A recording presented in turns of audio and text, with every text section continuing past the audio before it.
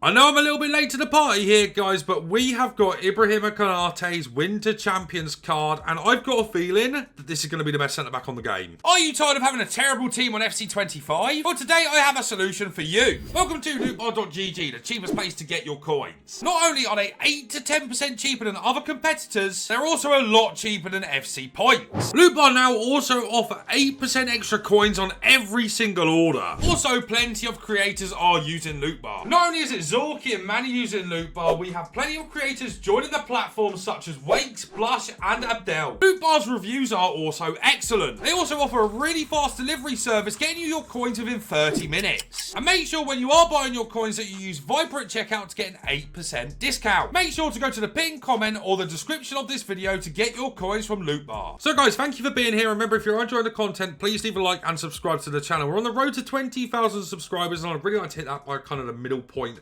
of June next year. If we can, that'd be amazing. If we can get there before then, that would also be amazing. Irrespective of that though, I just claimed that I think this card is going to be the best centre-back on the game currently. Let me try and explain as to why. First of all, 6'4", lengthy and 3-star. In terms of roles, ball playing defender plus and stopper plus, both of them aren't very good. Certainly not ball playing defender, not with 66 passing. Stopper plus is a bit too aggressive. Defender plus is the best role for centre-backs on this game. In terms of play styles, he's got ping pass, which is good to see. Jockey, which I think is going to be absolutely paramount and very, very important to this card.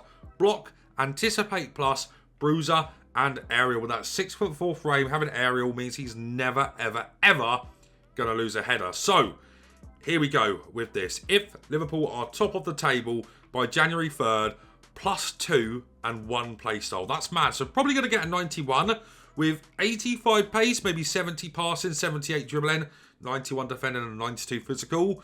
That's outrageous. You know, he's only going to have 1 playstyle plus, which is going to fall behind the power curve quite quickly. But I don't think it really matters on a centre-back of this calibre. As we move into the in-games, one big problem, and that is the pace split. 76 acceleration is a bit low. 86 sprint speed is very good. But if we look at Virgil van Dijk, who is arguably the best centre-back on the game before this Konate, he's also got poor acceleration. So it's not that big of a deal. His passing is good bar his vision. So his passing actually just isn't very good, sadly. His agility and balance for him is really good. Remember, guys, Konate has got a monster framing game, a very large body type. So the jockey is going to be clutch, especially with that agility and balance being quite low, but actually quite good for him. 85 reactions and 83 composure. Once again, a little bit on the low side, so we're hoping with the +2, which he should be getting, he'll get a good upgrade here. You'd really, really hope so. But, you know, 85 reactions is probably good enough. Composure needs a few boosts, maybe up to 86 or something. The ball control and dribbling is okay for him as well. Defensively, he's got good interceptions, good head accuracy, good defense awareness, good stand tackle, and slide tackle doesn't really matter. The stand tackle is good to see, you know, being at 90. That's important. 88 jumping with aerial and 6'4" again is very nice. 76 stamina, more than enough on this card. 95 strength and 88 aggression. I think the chem style is really, really, really simple for this card. It's going to have to be a shadow for that sprint speed. Once you do apply this, he gets 84 acceleration and 94 sprint speed. So it's a good boost. He's actually getting 90 base pace now. More importantly, though, the low stats in the defending have had a good boost here. 94 for his interceptions, 90 heading accuracy, 91 defensive awareness, 98 stand tackle, and also slide tackle. You don't need to boost them physicals. I think they're already really good. Of course, he's going to be on Defender++. We're going to try this card out in Elite. Let's get into a few games and see if he is the best centre-back on the game. Here is game 1 coming up with Konate, and let's see if he is the best centre-back on the game. Oh, just like that. That is such a good keep of the ball as well there. Fair play. Oh my days. What the hell? Easy for Konate there. He's never, ever, ever, ever going to struggle against them. Never. Wow. His passing, guys, has been really good too. Oh man, his passing has been insanely good so far. This card's crazy. This card's crazy already. Yes, Konate. Oh, wow. He is a monster. Well, guys, after the first half of the first game in Elite with this card, I have been massively impressed. He is so hard to get past. It is mad. Yeah, this guy's only had one shot, and it's because of Konate and Virgil together. They are so hard to get past. I haven't really felt him feeling too heavy. Like, what is getting put around the community at the moment is that he's really heavy. But not really feeling that at all. I think this is a good thing about him too, right? Is that kind of pass there. That's, of course, the ping past Silva coming up trumps there. But his passing actually does feel relatively decent for a centre-back. That's really poor from De Bruyne there. But you can actually tell that he's got decent passing. Even though his vision's low, he's got a decent pass on him. I was also a bit worried in this game about Vinicius' sprint boost, which this guy is abusing. But Konate's dealt with it really well. Good test here for Konate. Can he keep up? Yes, he can. Oh. Wow.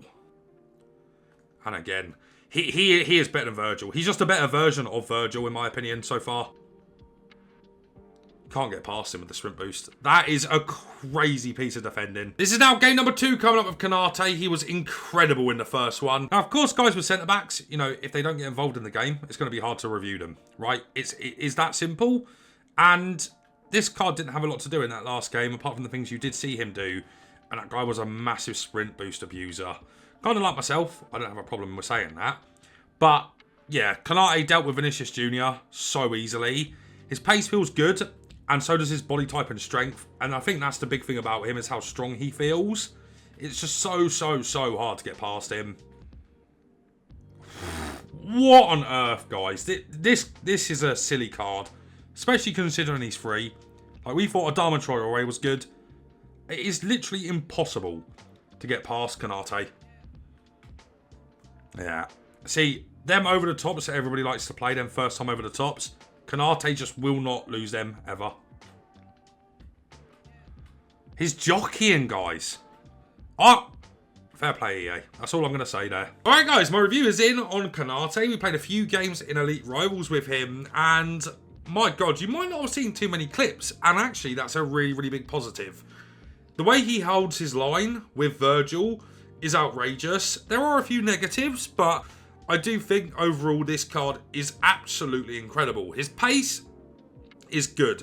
It's not better than good. It's not bad. It's not spectacular. It is just good. Sometimes if you do get into a position where your line's quite high and there's a through ball opportunity on for the opponent, he's going to struggle to kind of get on the turn to get running back very quickly. His reactions might be causing that. I'm not entirely sure. But he does struggle kind of on that turn if the ball's getting played in behind. So be careful of that. Otherwise, I have no issues to say with his pace. I thought he was really good here. More often than not, as I just talked about with that high line type thing, you're either catching people offside or his body type covers too much ground to where you don't need to worry about getting ran in behind unless it's a really good through ball with someone like De Bruyne's incisive pass or Bellingham's. You know, so don't really worry about that too much. One more negative I have to really say about the card is his passing overall. His ping passes are brilliant. They are really good. You have to be very careful with them still. On his left foot, do not try any ping passes. On his right foot, he's really reliable at finding a good driven pass through the middle of the park. But any other form of passing, you're going to struggle with. That vision is really poor, and you can certainly feel it in game. Dribbling wise, I have nothing bad to say about him here actually, other than I wish he had better reactions to composure. Agility and balance whilst it's low, this jockey is absolutely massive for the card, and I have no issues with his dribbling at all. In fact, I would say it's considerably better than Virgil's, and you can really feel it in game. His jockey speed is brilliant. He doesn't feel slow or heavy on that at all, and that's all I've really got to say about his dribbling. Really impressed with him here. Defensively, he's got some of the best tackles on the game, not just because he's got good stats here. It's because he's got Anticipate Plus, and when you kind of mix that in with the fact that he's 6'4" and the body type he's got in game, he is a wham in game. You can really never lose tackles with him, and it's like he's got Intercept Plus as well, essentially, even though he hasn't got Intercept at all. It's just so hard to get the ball off of him once he's made that initial tackle. You know, sometimes you struggle with bounce backs. This card kind of just does not have bounce back issues. And it's because of how big he is in game. He is literally a monster. He's like the mountain out of Game of Thrones in game. That's how big he is. And he has no issues defensively or physically for that matter. Let's be real, guys. He loses nothing in the air. You know, I'm playing at a really high level here, and one of the big metas at this high level is passing to one of your strikers, then flip it over the top straight away to your other striker. Konate just stops that from happening straight away because he's so tall and he's got aerial. He just cuts all of them out all the time. Do I think this is the best centre-back on the game? I think he's top 3. I think he's top 3. He's definitely better than Gold Virgil by some distance. I would say maybe Maldini and maybe Carlos Alberto are better than this card. But my God, guys, respect him, man, because he is an absolute mountain in game. He's a monster, and he should be in everyone's team.